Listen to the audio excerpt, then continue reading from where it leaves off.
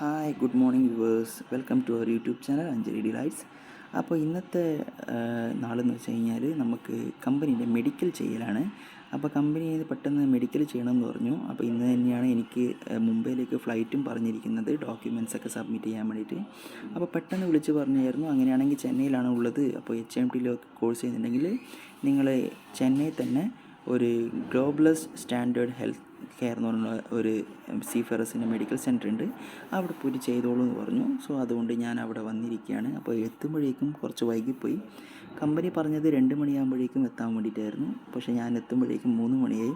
അപ്പോൾ അവർ പറഞ്ഞു നിങ്ങൾ രാവിലെ വരേണ്ടതല്ലേ, കാരണം എന്ന് പറഞ്ഞാൽ ഇവിടെ അത്രയ്ക്കും ഡിലേ ആവും, കാരണം സൈക്കോമെട്രിക് ടെസ്റ്റൊക്കെ ഉള്ളതുകൊണ്ട് കൂടുതൽ ടൈം എടുക്കും എന്ന് പറഞ്ഞു. അപ്പോൾ ഞാനത് പറഞ്ഞു, ശരി എന്നാലും പെട്ടെന്ന് തന്നെ നമുക്ക് ആക്കാൻ പറ്റുമെന്ന് കരുതിയിട്ട് ഞാനിതൊക്കെ എല്ലാം ചെയ്തു. പക്ഷേ എന്ന് പറഞ്ഞാൽ നല്ല പോലെ വൈകി. അപ്പോൾ ഇതിപ്പോൾ ഈവനിങ് ടൈമാണ്, എല്ലാവരും പോയി കഴിഞ്ഞു. ഞാനും ഒരു സ്റ്റാഫ് മാത്രമേ ബാക്കി രാത്രി ഉള്ളൂ.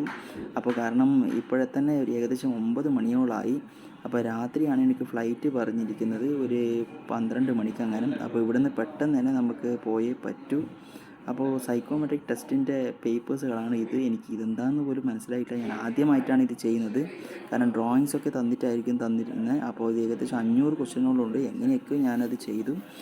അപ്പോഴേക്ക് രാത്രിയായി, കണ്ടോ രാത്രിയായി പോയി. അപ്പോൾ ഞാൻ നേരെ രാത്രി വേഗം തന്നെ റൂമിലേക്ക് പോയി. അപ്പോൾ തന്നെ ഞാൻ കമ്പനിയിൽ വിളിച്ച് പറഞ്ഞു, എന്തായാലും ടിക്കറ്റ് ക്യാൻസൽ ആയിക്കോ, കാരണം എന്ന് പറഞ്ഞാൽ എനിക്ക് മറ്റുള്ള മെഡിക്കൽ സർട്ടിഫിക്കറ്റ് ഒന്നും കിട്ടിയിട്ടില്ല. അപ്പോൾ അടുത്ത ദിവസം ഉച്ചക്കാണ് പോയിട്ട് വാങ്ങിക്കാൻ പറഞ്ഞത്. അപ്പോൾ അവിടെ തന്നെ അടുത്തുള്ള ഒരു വലിയ ഹോട്ടലിൽ നിന്ന് ഞാനൊരു നല്ല ഫുഡ് കഴിച്ചു, സദ്യ കഴിച്ചു. അങ്ങനെ അടുത്ത ദിവസം ഉച്ചയാകുമ്പോഴത്തേക്കും എനിക്ക് മെഡിക്കൽ സർട്ടിഫിക്കറ്റ് കിട്ടി. 12 മണിക്ക് വരാൻ പറഞ്ഞിട്ട് ഏകദേശം അത് തന്നെ കിട്ടുമ്പോഴേക്കും 3 മണിയായി. അങ്ങനെ തിരിച്ച് ഞാൻ നേരെ എയർപോർട്ടിലേക്ക് പോവുകയാണ്. അപ്പോൾ ചെന്നൈയിൽ വൈകുന്നേരമാണ് ഫ്ലൈറ്റ്. അപ്പോൾ അവിടത്തേക്ക് പോയിക്കൊണ്ടിരിക്കുക. എന്തൊരു ചൂടാണെന്നറിയോ, കാറിലിരിക്കുമ്പോൾ എത്രപാട് AC ഇട്ടിട്ടും ഭയങ്കര ചൂടായിരുന്നു. അപ്പോൾ മെട്രോയിൽ പോകുകയാണെങ്കിൽ പെട്ടെന്ന് എത്തിയിട്ടുണ്ടാവും. കണ്ടോ, മെട്രോവും എയർപോർട്ടിലേക്ക് പോകുന്ന വഴിയാണിത്. അപ്പോൾ മെട്രോയിൽ പോകുകയാണെങ്കിൽ നമുക്ക് ഫുൾ AC ആയിരിക്കും, നല്ല സുഖമായിരിക്കും, പെട്ടെന്ന് എത്തിപ്പെടാനും പറ്റും. ഇവിടെ ട്രാഫിക്കായിരുന്നു, ചെന്നൈ സിറ്റിയിലൊക്കെ നല്ല ഭയങ്കര ട്രാഫിക്കാണ്. അങ്ങനെ ചെന്നൈ കുറേ സമയത്തിന് ശേഷം ടെർമിനൽ 2 എത്തിയിരിക്കുകയാണ്. അപ്പോൾ എന്താ പറയേണ്ടത്, ഇപ്പോഴും ഭയങ്കര ചൂടാട്ടോ, എങ്ങനെയെങ്കിലും അകത്ത് കയറിയാൽ മതി എന്നായി.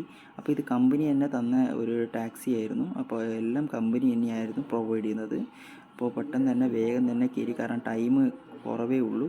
അപ്പോൾ വേഗം തന്നെ പോയിട്ട് ഞാൻ ക്യൂ നിന്നു ചെക്ക് ഇൻ ചെയ്യാൻ വേണ്ടിയിട്ട്. അപ്പോൾ ലഗേജ് ചെക്ക് ഇൻ ചെയ്യുമ്പോൾ തന്നെ അവിടെ ഭയങ്കര ക്യൂ ആയിരുന്നു. ഇൻഡിഗോ ഫ്ലൈറ്റ് ആയിരുന്നു കിട്ടിയത്. അങ്ങനെ ലാസ്റ്റ് ടിക്കറ്റ് കിട്ടി. അപ്പോൾ പെട്ടെന്ന് തന്നെ വേഗം ചെക്ക് ഇൻ ചെയ്തിട്ട് ഇനി എന്താ പറയേണ്ടത്, ബോഡി ചെക്കപ്പ് എല്ലാം ചെയ്യാനുണ്ട്. മീൻസ് മെറ്റൽ ഡിറ്റക്ടറിലേക്ക് കൂടി ത്രൂ ആണ് പോകേണ്ടത്. ഇപ്പോൾ ബാഗ്സൊക്കെ നമ്മൾ എന്താ പറയുക, ഇലക്ട്രോണിക് സാധനങ്ങളൊക്കെ നമുക്ക് ഡിവൈഡ് ചെയ്ത് വെക്കണം. എന്നാലും മാത്രമേ പ്രോപ്പറായിട്ട് ചെക്ക് ചെയ്തിട്ട്. അങ്ങനെ അവിടുത്തെ ചെക്കിനും കഴിഞ്ഞ് നേരെ ഞാൻ അകത്ത് കയറി. അപ്പോൾ അവിടെ കുറച്ച് സമയം ഇരുന്നു. അവിടെ നോക്കുമ്പോൾ ഒരു വലിയ ക്യൂ, അങ്ങോട്ടും ഇങ്ങോട്ടും ആൾക്കാർ ഓടുന്നുണ്ട്. അങ്ങനെ അകത്ത് കയറിയപ്പോഴാണ് കുറച്ച് സമാധാനം കിട്ടിയത്, കാരണം പുറത്ത് ഭയങ്കര ചൂടായിരുന്നു. അകത്ത് നോക്കുമ്പോൾ ഇപ്പോൾ നല്ല തണുപ്പുണ്ട്. അപ്പോൾ ഇതൊക്കെ കുറച്ച് നല്ല വീഡിയോസൊക്കെ ഉണ്ടായിരുന്നു. അപ്പോൾ കുറേ നടക്കാനുണ്ട്, അവിടെ നിന്ന് തന്നെ കുറേ നടക്കാനുണ്ടായിരുന്നു. അപ്പോൾ അതൊക്കെ വീഡിയോ എടുത്തിട്ട് ഇങ്ങനെ ഞാൻ നടക്കുകയായിരുന്നു. അങ്ങനെ അപ്പോൾ അവിടെ കുറച്ച് ആൾക്കാരൊക്കെ ഇങ്ങനെ സംസാരിക്കുന്നുണ്ട്, ഇത് ഇനിയും ലേറ്റായി പോകുന്നു, കാരണം കുറച്ചും കൂടി ലേറ്റായിട്ടാണ് ഉള്ളത് ഓൾറെഡി ഫ്ലൈറ്റ്. പുറത്താണെങ്കിൽ ഒരു 1.5 ചൂടും. അങ്ങനെ ഫ്ലൈറ്റ് കയറി. അപ്പോൾ ഇൻഡിഗോ ഫ്ലൈറ്റ് എന്ന് പറഞ്ഞാൽ നമ്മളെ ഏകദേശം വന്ദേ ഭാരതിൻ്റെ അതേ ലുക്ക് തന്നെയായിരുന്നു. വലിയ അത്ര ഇതൊന്നും ഇല്ല, ഫെസിലിറ്റീസൊന്നും ഇല്ല. അപ്പോൾ കമ്പനി തന്നെ ഉള്ളിൽ തന്നെ നമുക്ക് ഒരു ഫുഡ് പ്രൊവൈഡ് ചെയ്തിട്ടുണ്ടായിരുന്നു. അതായത് പനീർ ടീക്ക എന്ന് പറഞ്ഞൊരു സാധനമായിരുന്നു തന്നത്. പ്ലസ് ഞാനൊരു ചായയും വാങ്ങിച്ചിട്ടുണ്ടായിരുന്നു. പനീർ ടീക്ക തുറന്ന് നോക്കുമ്പോഴത്തേക്കും വലിയ ഗുണമൊന്നുമില്ല, എന്നാലും എന്താ ചെയ്യേണ്ടത്, കഴിച്ചു.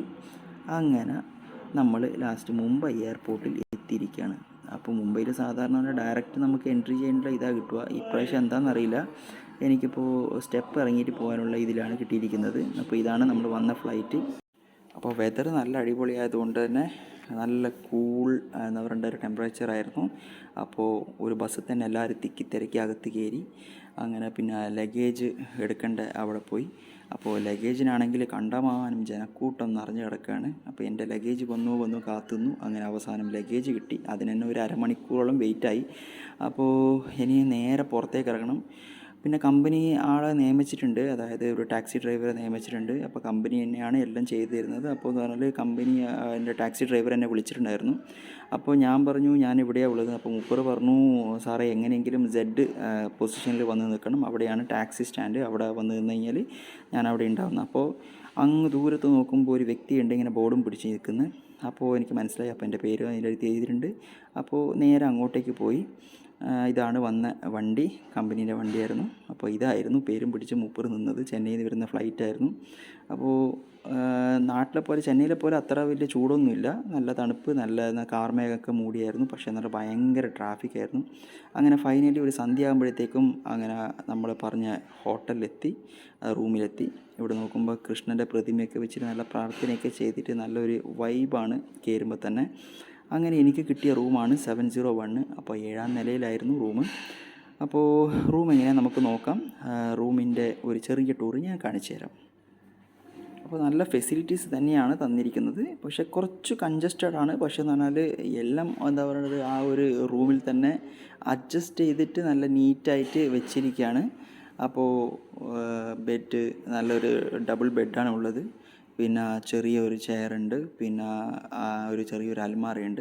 ഇതിൻ്റെ അകത്ത് എന്താ പറയുക ലോക്കർ സിസ്റ്റം ഉണ്ട്. എന്തെങ്കിലും കറൻസി എന്തെങ്കിലും ഉണ്ടെങ്കിൽ നമുക്കതിൽ കീപ്പ് ചെയ്യാൻ പറ്റും. അതിൻ്റെ അകത്ത് തന്നെ നമ്പർ എഴുതിയിട്ടുണ്ട്, പക്ഷേ കാർഡ് നമ്മൾ കയ്യിൽ കരുതാം. ഓക്കെ. പിന്നെ എന്ന് പറഞ്ഞാൽ ബാത്റൂം നല്ല നൈസ് അറ്റാച്ച്ഡ് ബാത്റൂമാണ്. ബാത്റൂമിലും അകത്ത് തന്നെ എല്ലാ ഫെസിലിറ്റീസും ഉണ്ട്, അതായത് ഷാംപൂ, കണ്ടീഷണർ, അതേപോലെ തന്നെ ചീർപ്പ്, അങ്ങനെ എല്ലാ സാധനങ്ങളും എന്താ പറയുക നമുക്ക് പ്രത്യേകിച്ച് കയ്യിൽ കരുതേണ്ട ആവശ്യമില്ല. ഒരു സാധനം നമ്മൾ ക്യാരി ചെയ്യേണ്ട ആവശ്യമില്ല. എല്ലാ ബ്രഷും പേസ്റ്റും എല്ലാം തന്നെ അതിൻ്റെ അകത്ത് തന്നെ എല്ലാം അവർ തരുന്നുണ്ട്.